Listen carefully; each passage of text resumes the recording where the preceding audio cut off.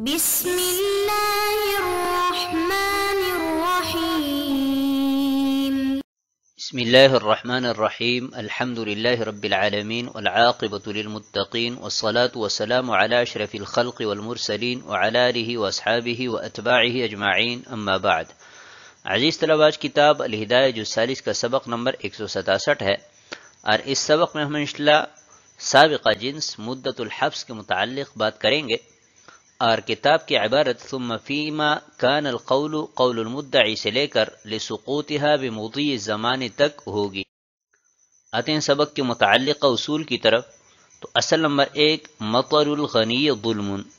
کہ مالدار شخص جو قرض کی ادائیگی پر قادر ہے وہ ٹال مٹول کرتا ہے تو یہ ٹال مٹول کرنا ظلم ہے، اور ظلم کی سزا قید ہے۔ اصل نمبر 2، الاصول لا تحبس فی حقوق الفصول، کہ آل اولاد کے حقوق کی وجہ سے اصول آباء و اجداد کو حبس نہیں کیا جائے گا۔ اصل نمبر 3، وَإِن كَانَ ذُو عُسْرَةٍ فَنَظِرَةٌ إِلَى مَيْسَرَةٍ، اور اگر کوئی قرض خواہ تنگ دست ہے تو خوشحالی آنے تک اس کو مہلت دی جائے گی۔ آتے ہیں کتاب کی عبارت کی طرف۔ ثم فيما كان القول قول المدعي إن له مالا أو ثبت ذلك بالبينة فيما كان القول قول من عليه الدين يحبسه شهرين أو 3 ثم يسأل عنه، فالحبس لظهور ظلمه في الحال، وإنما يحبسه مدة ليظهر ما له لو كان يخفيه، فلا بد من أن تمتد المدة ليفيد هذه الفائدة فقدره بما ذكره، ويروى غير ذلك من التقدير بشهر أو 4 إلى 6 أشهر، والصحيح أن التقدير مفوض إلى رأي القاضي لاختلاف أحوال الأشخاص فيه۔ پھر اس صورت میں کہ جس میں مدعی کا یہ قول کہ مالدار ہے معتبر ہے، یا اس کی مالداری بینہ سے ثابت ہے، ان صورتوں میں کہ جن میں مقروض کا قول معتبر ہے اس کو قید کرے گا 2 مہینے یا 3 مہینے، پھر اس کے بارے میں پوچھے گا۔ جہاں تک قید کی بات ہے تو فی الحال اس کے ظلم کے ظاہر ہونے کی وجہ سے، اور ایک مدت تک حبس کرنا اس لیے ہے تاکہ اگر اس نے مال چھپایا اس کو ظاہر کریں، لہٰذا اتنی مدت ہونی چاہیے کہ جس میں مطلوبہ فائدہ حاصل ہو سکے، تو اس وجہ سے ذکر کردہ مدت کے ساتھ مقدر کیا گیا۔ اور اس کے علاوہ 1 مہینہ یا 4 مہینے سے 6 مہینوں تک مقدار منقول ہے، اور صحیح یہ ہے کہ مدت کی مقدار قاضی صاحب کی رائے پر موقوف ہے، کیونکہ اس میں لوگوں کے حالات مختلف ہے۔ ثم فيما كان القول قول المدعی، درس سابق میں ذکر کردہ عبارت سے پیوستہ یہ ٹکڑا ہے۔ حسب سابق تفصیل کے مطابق وہ صورت کہ جس میں مدعی کا یہ قول معتبر ہے کہ یہ مالدار ہے، یعنی مقروض مالدار ہے، یا وہ صورت کہ جس میں مقروض کا یہ قول کہ میں تنگ دست ہوں معتبر ہے، لیکن اس کی مالداری مدعی بینہ سے ثابت کریں، تو قاضی صاحب اس کو 2 یا 3 مہینوں تک جیل میں بند کریں گے۔ پھر اس کے بعد اس کے جان پہچان کے لوگوں سے، پڑوسیوں سے اس کی مالداری یا اس کی تنگ دستی کے بارے میں سوال کرے گا۔ تو 2 باتیں ہیں۔ پہلی بات یہ کہ جیل میں کیوں ڈالا گیا، دوسری بات یہ کہ 2-3 مہینوں تک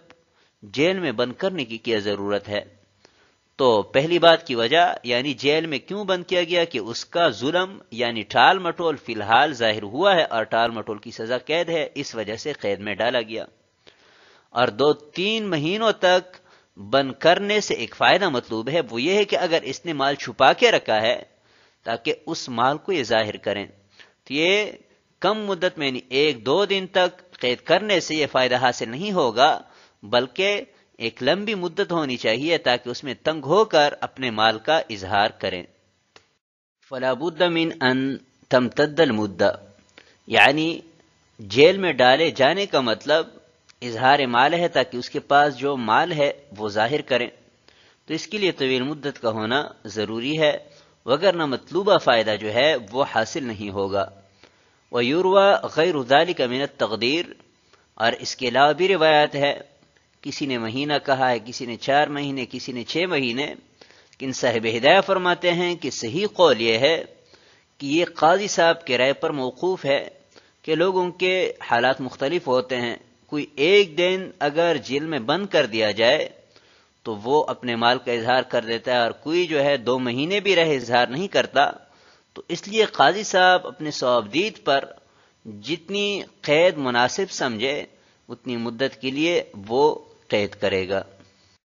آتے ہیں اگلی عبارت کی طرف، قال فَإِن لَّمْ يَظْهَرْ لَهُ مَالٌ خَلَّ سَبِيلَهُ، يعني بعد مضي هذه المدة لأنه استحق النظرة إلى الميسرة فيكون حبسه بعد ذلك ظلما، ولو قامت البينة على إفلاسه قبل مضي مدة الحبس تقبل في رواية ولا تقبل في رواية، وعلى الثانية عامة المشايخ رحمهم الله تعالى. قال في الكتاب خلى سبيله ولا يحول بينه وبين غرمائه، وهذا كلام في الملازمة وسنذكره في كتاب الحجر إن شاء الله تعالى. پھر اگر اس کا مال ظاہر نہ ہو تو قاضی صاحب اس کو آزاد کر دیں گے، یعنی مدت حبس کے گزرنے کے بعد، اس لیے کہ وہ مہلت پانے کا مستحق ہوا ہے مالدار ہونے تک، پس اس کے بعد اس کو جیل میں بند رکھنا ظلم ہوگا۔ اور اگر اس کے افلاس پر بینہ قائم ہوا اس مدت حبس کے گزرنے سے پہلے تو ایک روایت کے مطابق بینہ قبول کیا جائے گا اور دوسری روایت میں قبول نہیں کیا جائے گا، اور دوسری روایت پر عام مشائخ ہے۔ کتاب میں جو یہ کہا ہے کہ اس کو آزاد کرے گا، اس کے اور قرض خواہوں کے مابین حائل نہیں ہوگا،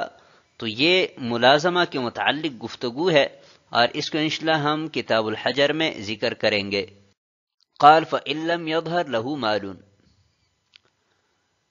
اس عبارت میں مسئلہ بیان کیا گیا ہے کہ تحقیق اور تفتیش کے بعد یہ بات سامنے آئی کہ مقروض بیچارہ تو مفلس ہے، معسر اور تنگ دست ہے، اس کے پاس کوئی مال نہیں ہے، تو مدت حبس گزرنے کے بعد قاضی صاحب اس کو رہا کر دیں گے، کیونکہ ابھی اللہ تعالیٰ کے پاک ارشاد کے پیش نظر کہ وَإِن كَانَ ذُو عُسْرَةٍ فَنَظِرَةٌ إِلَى مَيْسَرَةٍ،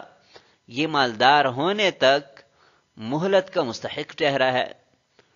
تو اس استحقاق کے بعد بھی اگر اس کو قید میں رکھا گیا تو اس پر ظلم ہے، اور ظلم کسی کا کسی پر جائز نہیں ہے۔ لو قامت البینہ، یعنی ایک شخص حبس کا مستحق ہوا، قاضی صاحب نے اپنے ثوابدید پر 2 مہینے قید کی سزا سنائی، اور پھر 2 مہینے گزرنے سے پہلے اس کے مفلس ہونے پر بینہ پیش کیا گیا، تو کیا بینہ قبول ہوگا کہ نہیں ہوگا؟ اس میں 2 روایات ہے۔ ایک روایت یہ ہے کہ قبول کیا جائے گا، دوسری روایت جو کہ اصح بھی ہے اور اکثر مشائخ کا اختیار بھی ہے کہ بینہ قبول نہیں ہوگا، کیونکہ یہ نفی مال پر ہے، اور بینات اس بات کے لیے ہوتی ہے نہ کہ نفی کے لیے، لہذا اس بینہ کو قبول نہیں کیا جائے گا۔ قال فی الکتاب خلی سبیلہ، یعنی امام قدوری رحمہ اللہ تعالی نے جو یہ فرمایا کہ اس کو آزاد کر دے گا، یعنی اگر اس کے پاس مال ظاہر نہ ہو، اور اس کے اور قرض خواہوں کے مابین قاضی صاحب حائل ہوں گے یا نہیں ہوں گے، تو یہ ملازمہ کے متعلق بحث ہے جس پر ہم انشاءاللہ کتاب الحجر میں بات کریں گے۔ آتے اگلی عبارت کی طرف، قال وفی الجامع الصغیر رجل اقر عند القاضی بدین فإنه يحبسه ثم يسأل عنه فإن كان موسرا أبد حبسه وإن كان معسرا خلى سبيله، ومراده إذا أقر عند غير القاضي أو عنده مرة وظهرت مماطلته والحبس أولا ومدته قد بيناه فلا نعيده. قال ويحبس الرجل في نفقة زوجته لأنه ظالم بالامتناع. قال ولا يحبس والد في دين ولده لأنه نوع عقوبة فلا يستحقه الولد على والده كالحدود والقصاص. قال إلا إذا امتنع مع الإنفاق عليه لأن فيه إحياء ولده ولأنه لا يتدارك لسقوطها بمضي الزمان والله أعلم بالصواب. اور جامع الصغیر میں منقول ہے کہ ایسا آدمی کہ جس نے قاضی کے پاس دین کا اقرار کیا، پس اس کو قید کرے گا، پھر اس کے بارے میں تفتیش کرے گا، پھر اگر وہ مالدار ہے تو اس کے قید کو جاری رکھیں، اور اگر تنگ دست ہے تو اس کو آزاد کرے۔ اور مراد اس کی یہ ہے کہ جب غیر قاضی کے پاس اقرار کریں یا قاضی کے پاس ایک مرتبہ اقرار کریں اور اس کا ٹال مٹول ظاہر ہو، اور قید کی ابتدا اور اس کی مدت ہم بیان کر چکے ہیں، پس دوبارہ نہیں دہرائیں گے۔ اور آدمی کو اپنی زوجہ کے نفقہ میں حبس کیا جائے گا، اس لیے کہ رکنے کی وجہ سے وہ ظالم ہے، اور والد کو اپنے بچے کے دین میں حبس نہیں کیا جائے گا، اس لیے کہ یہ سزا کی ایک قسم ہے، لہذا بیٹا باپ پر اس کا مستحق نہیں ہوگا، جیسا کہ حدود اور قصاص، مگر یہ کہ وہ اس پر خرچ کرنے سے رک جائیں، اس لیے کہ اس میں اس کے بیٹے کی زندگی ہے، اور اس لیے کہ اس کا تدارک نہیں ہو سکتا زمانہ گزرنے سے اس کے ساقط ہونے کی وجہ سے۔ قال وفی الجامع الصغیر، یہاں سے یہ مسئلہ بیان فرما رہے ہیں کہ ایک شخص نے قاضی صاحب کے پاس دین کا اقرار کیا تو قاضی صاحب فوراً اس کو جیل میں بند کر دیں گے، اور پھر اس کے بارے میں تفتیش کریں گے، اس کے متعلقین، دوست و احباب اور اسی طرح جو جاننے والے لوگ ہیں۔ اگر تفتیش سے یہ بات سامنے آئے کہ یہ شخص مالدار ہے تو اپنے ثوابدید پر جتنی دیر تک حبس کرنا چاہے تو قاضی صاحب کو حق حاصل ہوگا، اور اگر یہ بات ثابت ہو جائے کہ یہ تنگ دست ہے تو فرماتے ہیں کہ اس کو آزاد کر دے گا۔ وَمُرَادُهُ إِذَا أَقَرَّ عِنْدَ غَيْرِ الْقَاضِ، اس کو سمجھنے سے پہلے یہ بات آپ ذہن میں رکھیں کہ جامع صغیر کی عبارت یہاں پر لانے کا مقصد یہ ہے کہ سابقہ دروس میں ہم امام قدوری رحمہ اللہ تعالی کی عبارت نقل کر چکے ہیں کہ اقرار کی صورت میں قاضی صاحب فوراً مقر کو جیل میں نہیں ڈالیں گے، کیونکہ ممکن ہے کہ وہ اس وجہ سے مال نہ لایا ہو کہ مجھے مہلت ملے گی، لیکن یہاں پر جامع الصغیر میں یہ ذکر کیا گیا کہ جو ہی اقرار کرے فوراً اس کو جیل میں ڈالیں، تو بظاہر ان دونوں عبارات میں تناقض ہے، تو اس تناقض کو ختم کرنے کے لیے صاحب ہدایہ نے وضاحت کے لیے عبارت نقل کی اور پھر خود اس کا مطلب بیان فرمایا۔ اب یہ عبارت سمجھتے ہیں تو صاحب ہدایہ نے اس کی وضاحت یوں فرمائی ہے کہ جامع الصغیر کے عبارت کا مطلب یہ ہے کہ غیر قاضی کے سامنے انہوں نے اقرار کیا، پھر اس مقرلہو نے مطالبہ کیا کہ آپ مجھے دین دے دیں، تو انکار کیا، تو مقرلہو نے پکڑ کر قاضی صاحب کے سامنے پیش کیا کہ اقرار کر چکا ہے کہ اس کے ذمہ میرا قرض ہے، لیکن اس کے باوجود بھی مجھے نہیں دے رہا۔ تو قاضی صاحب نے جب ان سے پوچھا تو اقرار کیا کہ ہاں اس کا میرے ذمہ قرض ہے، تو اس کی مماطلت چونکہ ظاہر ہو گئی ہے، تو اس وجہ سے قاضی صاحب کو فوراً حبس کرنے کا حق ہوگا۔ یا دوسرا مطلب یہ بیان کیا ہے کہ قاضی صاحب کے سامنے ایک مرتبہ اقرار کیا، پھر قاضی صاحب نے اس کو حکم دیا کہ آپ ادائیگی کریں،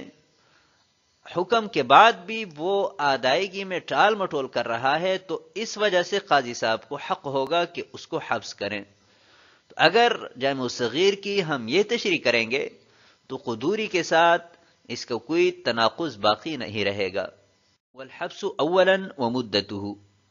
حبس کی ابتدا اور اس کی مدت کے متعلق صاحب ہدایہ فرماتے ہیں کہ ہم پہلے کلام کر چکے ہیں، لہٰذا دوبارہ دہرانے کی ضرورت نہیں ہے، لیکن اگر کسی کو ضرورت ہو تو اسی سبق کو کچھ تھوڑا سا پیچھے کر کے سنیں، انشاءاللہ ضرورت پوری ہو جائے گی۔ قال ويحبس الرجل في نفقة زوجته، شوہر پر چونکہ اپنی زوجہ کا نان نفقہ یہ واجب ہے، اس لیے اگر وہ انکار کرے گا تو ظالم ہوگا اور ظلم کی سزا قید ہے، اس لیے قاضی صاحب کو یہ حق حاصل ہوگا کہ شوہر کو قید کریں۔ قال ولا يحبس والد في دين ولده، بیٹے کا باپ کے ذمہ قرض ہے، باپ منکر ہے، ادا نہیں کر رہا، بیٹے نے شکایت کی، تبھی قاضی صاحب بیٹے کے قرض کی وجہ سے باپ کو جیل میں نہیں ڈالے گا، کیونکہ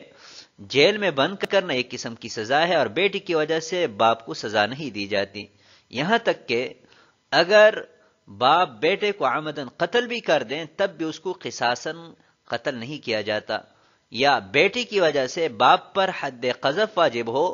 تو قاضی صاحب باپ پر وہ حد جاری نہیں کریں گے۔ قال الا اذا امتنع من الانفاق علیہ، اپنے چھوٹے بچے پر